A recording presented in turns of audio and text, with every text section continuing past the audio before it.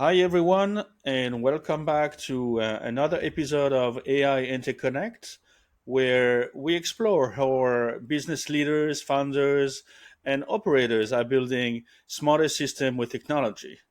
I'm your host, Laurent, and today we are diving into the intersection of workflow, automation, Salesforce innovation, and small business growth, guided by someone who's been doing it for from the trenches. And joining me is Steve Miksta, founder and CEO of Opti.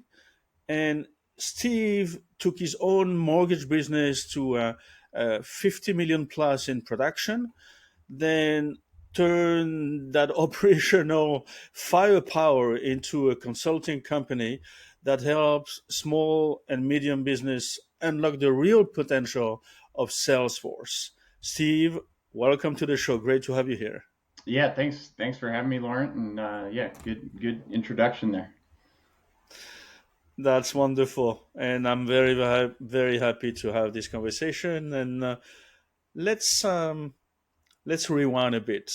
Um, Take us back to the early days. How did you first get into the world of Salesforce hmm and operation strategies? hmm So my background from school was in information systems, and that's where frankly I graduated from school and never thought I'd really use my degree, but quickly got into the business world and saw the inefficiencies within these businesses. And I first got into the mortgage business, and it just blew my mind how inefficient these organizations were, and the undefined processes and the lack of clarity, lack of visibility. And having that technical background really allowed me to understand data modeling and structure, and just if we could get these processes identified and defined, I started to see there being a huge opportunity in streamlining process and automation throughout the organization. So I got into the mortgage business in 2004, and then I was introduced to Salesforce in 2009, and that just opened my eyes to what is possible with technology, and with my understanding on the tech side of things. I just started to learn how to configure Salesforce, and it just continued to evolve and evolve. And my team became more productive, more efficient. I ended up spending 6 years with a mortgage company building out an end-to-end platform for 450 users, and then as we had success there, continued to just see this gap in the workplace where the tech can literally do anything we want it to do. The problem is the businesses don't know how to communicate what it needs to do. And 7 years ago, I started Opti just with a vision of being able to partner with these smaller organizations who want to change and want to be more productive, and guide them on that path to leverage technology. And it it's been a great journey, a challenging journey, but a great journey. And as we get more and more clients to see and realize the power of our intentionality and ability to design and create our future, it's just so rewarding to see them open their minds up to what is possible and achieve incredible results in the process. That's Sorry, I know unbelievable. that That's was great. in depth. I know we were starting at the beginning, but feel free to ask any No, questions to fill in any gaps there. no. It's that's the purpose of that show, and thank you. I love the details. Um, you built a $50 million production engine in your mortgage business, then pivoted into consulting.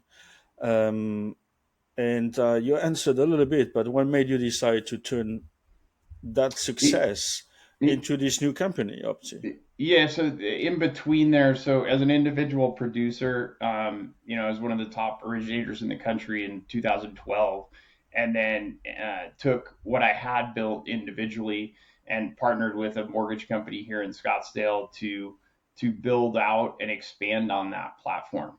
Um, and so there was kind of a an in between stop there where I was elevating out of production and stepping into a role of, in essence, consulting within this mortgage company.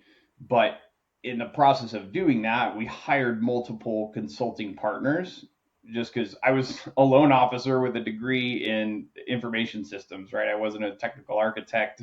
I didn't have all of that experience. And so we ended up bringing on a number of different partners and just never had a good experience. So through that frustration of getting paired up with partners who yes, they knew the technology, but they didn't understand how to apply it within the business. And to me, that's my skill set. That's my superpower. And ultimately, we ended up finding a consultant who agreed to. And we said, look, we'll hire you, we'll work with you, but we want you to teach us how to develop and deliver technology and software. And so 6 years at that company, working with these consultants who really taught us the consulting side of the business, we were able to implement and build a very successful platform. And through that experience is where I knew that there has to be so many more organizations that have experienced the same thing. They worked with these partners and they're frustrated, and that's the problem I wanted to solve. Right? Is the tech is a tool. It can do anything you want to do, but it requires a partner who's willing to assist that organization in becoming enabled in leveraging the technology. And to me, that's where our approach is very different from the typical consultant. Right? We don't assume we have all the answers. Like, we're coming into that organization with a process and a framework to implement and leverage technology, but we're frankly forcing them to redefine employee productivity, right? And we're saying, look, the technology is only as good as your people's understanding of what it can do. And so in order for us to be successful with this long term, we have to get your people involved in the process, right? Of defining these processes, defining roles, defining the automation. They have to understand what the technology is doing, because in reality, they already know what it's doing, or what I should say, they already know what it needs to do, right? The workplace today is in this fourth phase. Are you familiar with the four phases of learning? Like I don't know what I don't know, right? Being ignorance is like the first level, right? And then the fourth level being I don't know, I know, right? So I play basketball, I shoot a 3-pointer. Like, I don't realize that I can shoot a three pointer. I just shoot it, and subconsciously I make it, right? The workplace is subconsciously going through their actions every single day. They don't realize it, but they actually know what the technology needs to do. They just don't know how to explain it. So our role is really coming into the organization and creating that awareness that, look, you already know what it needs to do. We just need to work with you to help explain what it actually needs to do. And in the process of doing that, we transform the organization, because like, we're truly embedding all of the requirements of the business into the technology. Okay, right. So, what exactly is Opti today? For someone who never heard of it. So yeah, we're I mean, we've spent the last 7 years really building out our process and our framework. And I'm actually working on writing a book right now to kind of publish that and make it more visible in Nice. the business marketplace. And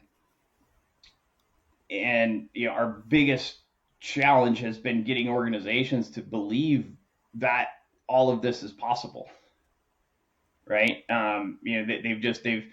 They've tried these things before. They've used technology. They've hired consultants, and they haven't had success, and they're wondering why. And And the reality is that the workplace that we're stepping into is an entirely different workplace, one embedded with AI and all of this automation. People are going to be doing different types of work. They're not entering data and reacting to systems. They're like designing the future intentionally, right? And pre-identifying roles and processes and problems before they occur, because they're the ones who know the business, and leveraging AI as the tool to accelerate that. But first comes human intent. Like, we have to be intentional in understanding the outcomes we're trying to produce, understanding what people need to do in order to produce those outcomes, and then designing systems that allow those people to actually do it. Yeah, and I love how you call it outsource innovation. And can you walk us through what that looks like for a small business? Yeah. So the book that I'm writing, basically is introducing our framework, which is the outcome operating system. And the outcome operating system is just the idea that the technology is a phenomenal tool. AI is a phenomenal tool. The one thing it can't do is explain what needs to occur, right? So we can't rely on AI. We can't feed it all of this data and say, "Hey, AI, tell me what our organization needs to do to be more productive." Like they don't it doesn't know yet, anyways. It doesn't know who the people are in the organization, what their skills are, what their, like all of those different things. Now ultimately it could know that, but only through training and with the help of humans, right? Because people are the only we're the only ones that can actually explain what needs to happen or what needs to be done. So the outcome operating system really forces organizations to think through and get clear on the outcome that they want to produce, right? And that, by defining the outcome, you now provide the constraint around, okay, if we want to, and and through this framework, we're looking at identify there's different levels of outcomes, right? Like, ultimately, businesses want to increase revenue and be more profitable. Like that's a given, right? Um, but how do you get there? Well, we want to increase revenue, but there's got to be a more focused strategic plan, right? Like, are we increasing revenue with new clients or existing clients, or what is specifically, what is it we're going to do? And that more focused outcome becomes something that can then become actionable and influenced, right? So if we commit to saying, okay, we're going to increase existing client revenue, now we can define that process and look at, okay, in order to increase existing client revenue, who's involved in that process and what do they need to do, and who are existing clients, and what needs to be done in order to increase that revenue, or what data or information are we missing in order to increase that revenue. Do we have, are they buying, certain types of products, but maybe there's more products we could be recommending to them. How do we, specifically define the steps in order to increase that revenue? And when we get clear on that, we can then define the roles within it, what they're supposed to do, and we can influence that future outcome, right? Through getting clarity on who needs to do what, and then designing a system that enables them to be able to do it. Yeah, that's great. So you also develop OptiPay. Um, what does that product do, and how did it come about? So yeah, I think, our long term, our goal in working with clients is to be their partner, right? And to continually identify where value can be created through our partnership. And OptiPay has emerged just through that pain point of clients clients need to send and receive payments, and they're paying huge fees with these merchant services companies, and Like they don't have control around that experience or the fees and what they're paying, right? So it just has emerged from realizing that okay, you don't have a specific process around payments.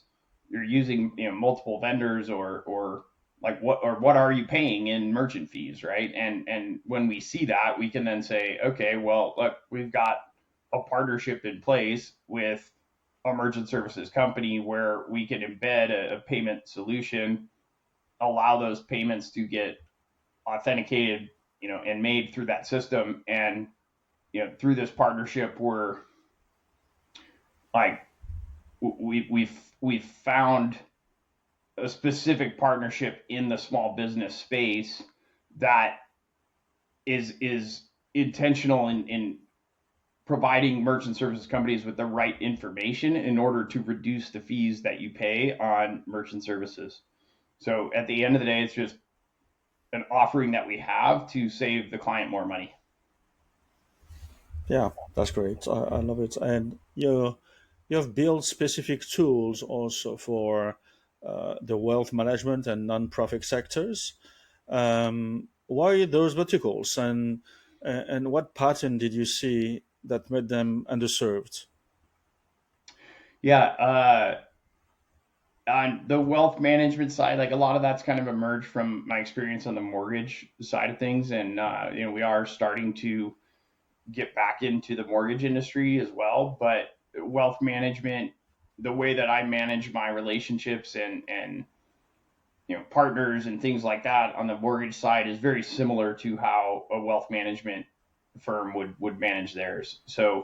Uh, so a lot of that process is still the same. And then we just because of that, we've had a handful of wealth management clients that we've now worked with, and that's allowed us to better understand the specific problems that exist within that space and provide offer solutions that accelerate the speed in which value can be provided through our technology. Salesforce, it's the way I define it. Like Salesforce is such a robust platform, right? And over time, like they're continuing to, they now have a financial services cloud and a nonprofit, cloud within financial services. They have wealth management, they have insurance, they have mortgage, right? So they're configuring this big platform from the top down, right? And slowly it's getting more and more optimized for these different verticals and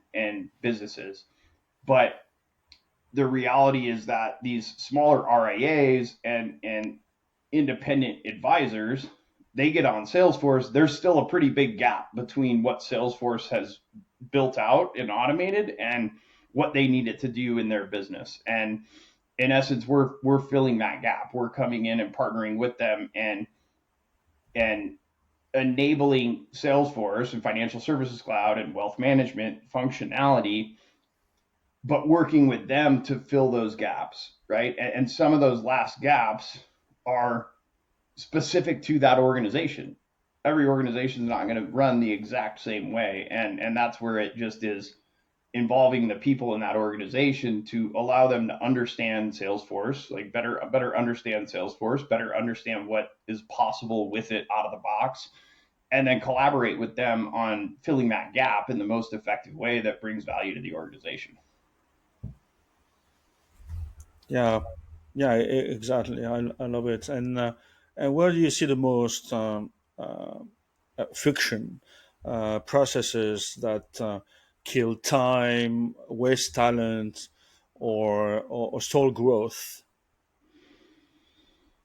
Uh, I mean, yeah, I'd say the most friction from the most friction is really the getting started part. It's the, at least from a, like from my standpoint of getting clients moving, right? Like the biggest friction is committing to a new way of operating, right? And identifying who is the person that we're going to work with to automate this process, right? So it's defining the process, the specific process that we're going to commit, like the specific outcome. So in wealth management, for example, the client onboarding process. right? And the advisor's ability to set up that client, but then when they're actually selling products to that client, each of those products has to go through a process to get funded. And a lot of organizations skip over that part because they view Salesforce as a CRM and not a full end-to-end business platform. And so that process of handing off the business and enabling operations to then fulfill the products that are being ordered, there's a ton of pain points in that process, and most of these organizations don't realize that Salesforce can streamline that whole process, right? And so so yeah, that's I'd say one of the areas where we typically will focus on the wealth side is just that client onboarding process and fulfillment and identifying who is that person. And then once we get that, like it just that whole piece gets streamlined, and and that allows increased productivity per employee on the operational side, but then it also leads to long-term benefits on the sales side from the time saved with these advisors having to go get all the inefficiencies of the current process where the advisor spends all this time trying to put out fires and re-getting information that they should already have. All that gets eliminated, so now we can actually focus the advisor's time on selling and building relationships. I don't know if that answered Yeah, your question entirely, but yeah, no, no, of course. I even ask maybe twice the same question and to get more complete answers. Then no, it's wonderful. And let's talk AI. How are you seeing tool like GPT or Salesforce AI features actually uh, work inside your client's day to day? mm-hmm. Yeah, I mean, we use tools like ChatGPT every single day, right? Like any ability to get accelerate your ability to get information and better information faster, right? So that is something that I think as part of our framework and as we're working with these clients and getting them to understand technology and what's possible, it's definitely a tool that we start to introduce within their organization, right? A lot of these organizations aren't using ChatGPT. They don't fully understand how to use it or how to write prompts, and those are some of the areas where, to be as we work with these clients, those are just added benefits, right? Of working with us is getting their people to start to utilize some of these other tools that are out there. When it comes to using AI within their business and automating that, uh, I mean, I think everybody's kind of realizing like we're at a very early stage of implementing AI within the organization, and the big problem in leveraging AI to automate or provide value is exactly the problem I was talking about before. Like these organizations have bad data, they don't know what the outcomes are, and until you fix both of those issues, there's no way to guide the AI on what it needs to do. So right now we're still at this early stage where companies are trying to use these tools and feed AI a bunch of information, but like you got to have the right information. You got to understand what's happening in your business and what the people can do in your business and what specific where specifically AI can help in accelerating that progress. But it doesn't come before the people. Like the people have to come first, and the people have to be able to explain what the AI needs to do. And you can't just rely on a consultant to do that because your people are the ones who know the problems, the real problems that exist in your organization. Okay, yeah, that's completely right. Then, if you had to design an AI assistant for every SMB Salesforce user, uh, what's the one? And you said it's all different for everyone, but what's the one problem it will solve first? So the yeah the like the tool that ultimately that we're working on, and this kind of aligns with the book I'm writing, like in like what we're trying to be able to do is align AI as a tool with the language that's being used within that organization. So to me, where real value is going to come from AI is let's look at like a sales manager, right? A sales manager comes in, like the sales manager should be able to say, who do I need to speak with today? Right. And that AI now goes through all the organizational data, right? Looks at his sales reps, looks at open opportunities that haven't had an activity in the last X amount of time, like does a full analysis of the language of that organization, right? And then prompts the sales manager to say, you need to talk with these sales reps, and here's why. But in order to get to that point, there has to be a full understanding in the organization of the outcomes we're trying to produce, the roles to produce those outcomes, the activities they're supposed to be creating. Like all of that has to be defined, right? And this is where like the premise of my book is like like language is the ultimate technology in essence. Like language truly is a technology. It's how we've learned to speak with each other, and that is what needs to evolve in order for us to leverage technology effectively. And when we think in outcomes and we're clear on what it is we want to produce, then we can look at who the people are and the behavior they need to perform in order to achieve those outcomes. And then we can design applications and technology that assists them in following through on those intentions, right? And our framework and even the AI that I was talking about just creates transparency to identify whether or not it's likely that we're going to achieve the outcome, right? It's if it's all that clear, we can know today how likely it is we're going to achieve that outcome in the future, based as long as we can create visibility to the intentions of those people, what they're expected to do, how much they are aligned with those intentions, which is measured in, are they actually doing what they're supposed to be doing, right? And if they truly believe in producing the outcome and understand their role in doing it, the behavior and activity, which all can be made visible, determines whether or not it's actually going to happen, right? And when all that's in alignment, like we can in essence create visibility to the future, right? Like we can provide executives with, here's your plan over the next 90 days. Like here's the probability of that actually occurring in real time. That's right. That's right. I love it. And Yeah.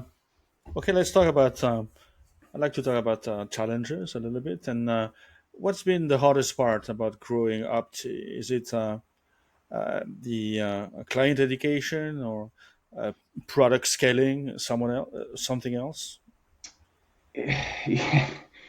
all I of mean, the it's above? just being understood, right? That's and Yeah. don't get me wrong, like the messaging that I'm talking about now is nowhere near as clear as it was, 90 days ago, 6 months ago. So all of this has gotten clear through the process of failing in reality, right? Like we've worked with clients, like we've learned what works and what doesn't work, and we've had to adjust our process and really and set expectations with these with our customers, right? And sometimes that becomes the challenge, right? Because they don't, nobody wants change.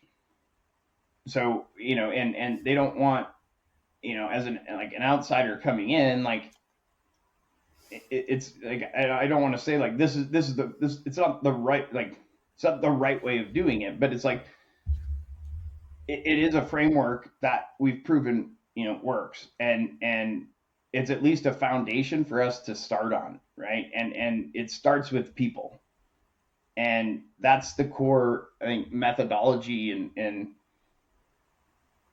of this is all of this AI. Like no value is going to be gained until we shift the mindset of the people in the organization, right? And we get them wanting to work more productively. We get them to realize that, oh, wait, I spend 40 hours a week in my email inbox, entering data, replying to emails. None of this is productive work.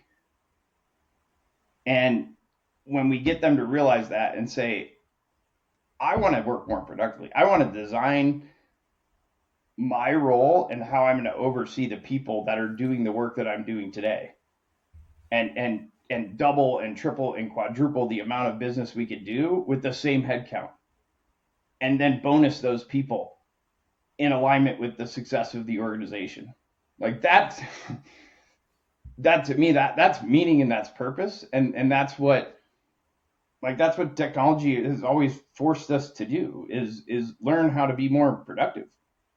And with that comes abundance, right? Everybody wins. Like we're at a point where in the workplace, people aren't happy in their jobs, like because they're doing this reactionary work. There's no purpose or meaning in the work that they're doing. You've got college students coming out of education wanting to be part of something, right? This younger generation wants to be a part of something bigger, and there's no roles for them to produce. Like there's no roles for them to step into, because all these roles are mid-level management roles. They're taskless, like meaningless roles, right? And so there's a gap that needs to be filled where we awaken organizations to the need to develop these roles, because it's going to make them exponentially more productive and profitable. And like this is the future of work we're stepping into, right? It's an entirely new way of working. And like that's that's the reality of just how transformational this AI is. So the like from a challenges perspective, it's that whole mindset shift, right? That is needed to be willing to commit to a better way of working. Yeah, that's right. And when you on the other side, when you think about your clients, what are their biggest hurdle uh, when trying to modernize how they operate? I mean, I think in alignment with that, they're stuck in like thinking the way that they've always thought, right? Like they're looking at their processes or their systems in the same way that they always have been, and That's right. and then they're wondering like, why does it feel like there's never enough time in the day? Right? Yeah, yeah, and yeah. and that's where we come in, is saying, look, like and part of this, but it's like we know what we're doing. Like there has to be belief in just commitment to saying, let's try working a new way, right? And as we dig in and we create visibility to the organization, and we create a technology roadmap, and we align outcomes and metrics down to the individual level, like all of a sudden, like they actually understand what's happening in their business. Right now they're flying blind. Right now all these companies, like you ask a company like, what was your revenue last month? Like how much revenue per employee? Like how do you measure each individual's performance in your organization? Like they have too many, they have no answers. There's too many systems. The data is inconsistent across those systems. And and then like they think, oh well, our revenue was this amount. Well, okay, the executive says that. Then I go to accounting and I say, what's your revenue? They give a totally different number. Then I go to sales. What's your revenue? They give a totally different number. So like we're all speaking a different language. So there's no possible way we can influence revenue if we don't know what revenue is today. That's true. Um, yeah, That's true, and AI make them be more efficient, more work faster, obviously, But reduce cost and everything. but But but but it just confuses them more if we maybe, don't define what the metric is, right? Like now it's just like, oh, now we have more information, but now we have, okay, this is telling us that we got to increase revenue this, but that's going off of this number, and then there's one going off of this number. Like it just provides further confusion, right? So that's where the clarity in understanding the business, like then we can use AI to amplify what needs to be done. But if those metrics are all over the place, like now we're just amplifying more metrics, which just means more confusion. yeah, you need to educate them. Let's zoom out a bit. What does the next 12 to 24 months looks like for you and Opti? So yeah, I mean, just continuing to, as I mentioned, the book is, to me is going to provide a great foundational way for us to, release the outcome operating system into the marketplace to create awareness around this way of operating. And you've got a lot of organizations that are using current strategic tools like an EOS and things along those lines to try and implement change in their organization, and like where the outcome operating system really further creates visibility into like the intentions and activity in the organization. Um, so I mean, as far as like growth, I mean, continuing to find clients, just open-minded clients, right? Like, wealth management, nonprofit, like there are, uh, like we don't just want, like we don't just want to work in those verticals. We want to partner with a select number of organizations and work with them on truly growing their business. And any other, industries or verticals that we begin working on, the same kind of ideas. Like we want to work with that one customer first, right, to get that industry right, and then if we want to expand with other clients in that industry, and I think there's a lot of, like partner opportunities and partner channels, right, that will continue to, as we expand our framework and there's more understanding around the operating system. There's, consulting partners that, we can look to, bring on to help facilitate some of this.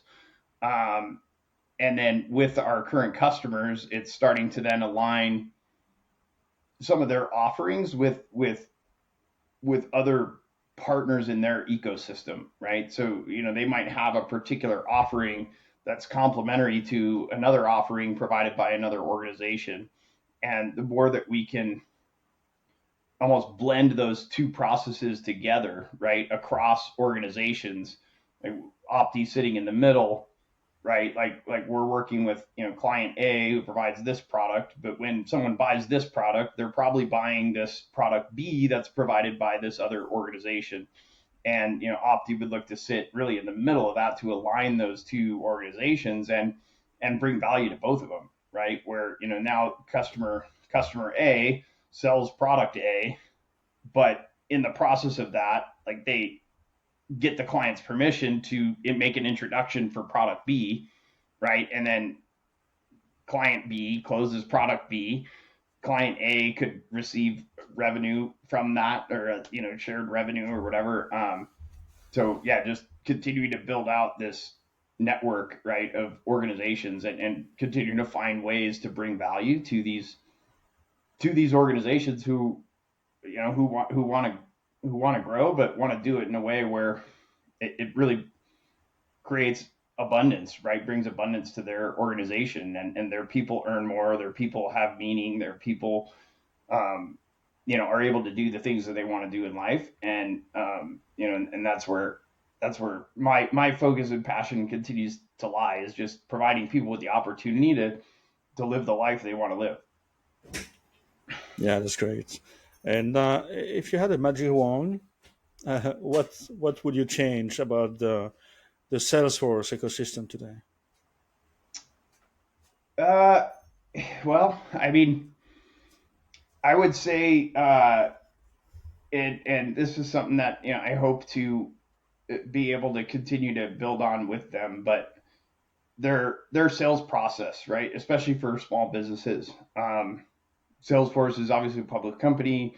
They have to they have to earn certain revenue and report on that revenue. So revenue is important, right? But to a small business, paying for the license doesn't mean you're going to be successful on the platform.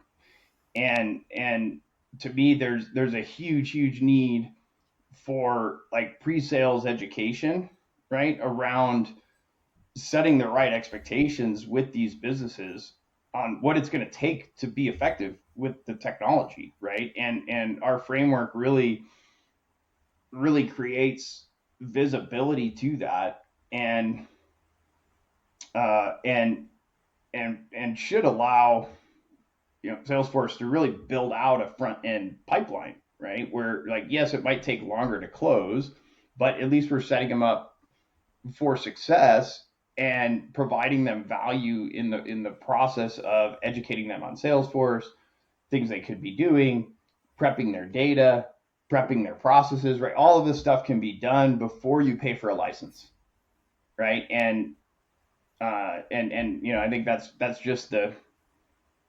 evolution of this technology piece. Like Salesforce, like they just as I said, they can't do all of that for free, right? Like they have an organization to run, and that's where to be the value of the partner ecosystem within Salesforce. Like something like this has to emerge from it, and to me, like that's what we're looking to continue to offer, right? Is this front end pre-sales education, all of that, and do it in a way where, like in partnership, we're changing the workplace, really, right? Like we're educating organizations on what it's going to take to be successful with AI in the future, and gradually bringing them to a point where they're ready to invest in licenses. Yeah, no, that's great. This was awesome, Steve. And one last thing, if if you could leave our audience with one mindset, tactic, or principle that has helped you grow as a founder, what would it be? Ooh, um, that's helped me grow as a founder. Uh,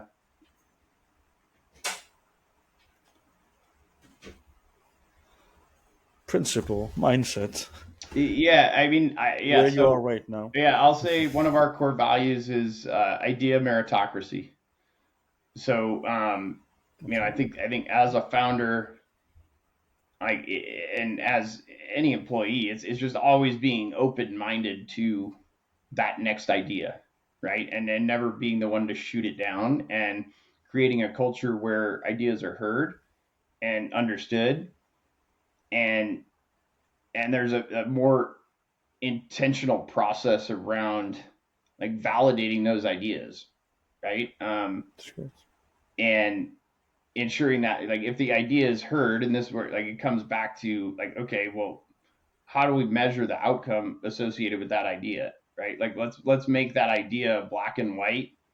Like is it a good idea or a bad idea? Like somehow it can get measured eventually, right? But we've got to be open minded to hearing that idea, and then working with other people to understand their perspective, right? Because everybody has a different perspective, and sometimes that fresh perspective like is mind blowing to me as an executive, right? We can have brand new people to the organization who come up with an idea, and you're just looking at yourself like, how do we not think of that? Yeah, But that's that's the great. value in different perspectives and diversity, and all of this thing in the workplace. Like it's as long as there's a culture to listen to it. I love it. Meritocracy and open-minded. Yes, definitely. And where can people find you and Opti? if they want to learn more. And your book, by the way. Yeah, so optiunlimited.com, and then on LinkedIn, Twitter at OptiCEO. And then the book Thinking and Outcomes, I'm working with a publisher right now, and just getting started with an editor. So I'll have a better idea on timelines of when that's going to be out here in the next couple months. That's great. Steve, thanks again. Yeah, It's I really appreciated your sharing your journey, your system thinking, and your view on what's next. yeah, And thank you so much for being here. yeah. Thank you for having me. Appreciate it. And that's it for today's episode of the AI Interconnect. And if you enjoyed it, share it with someone who's building the future, or better yet, someone who should be. And until next time, stay curious, stay creative, and keep building. Thank you.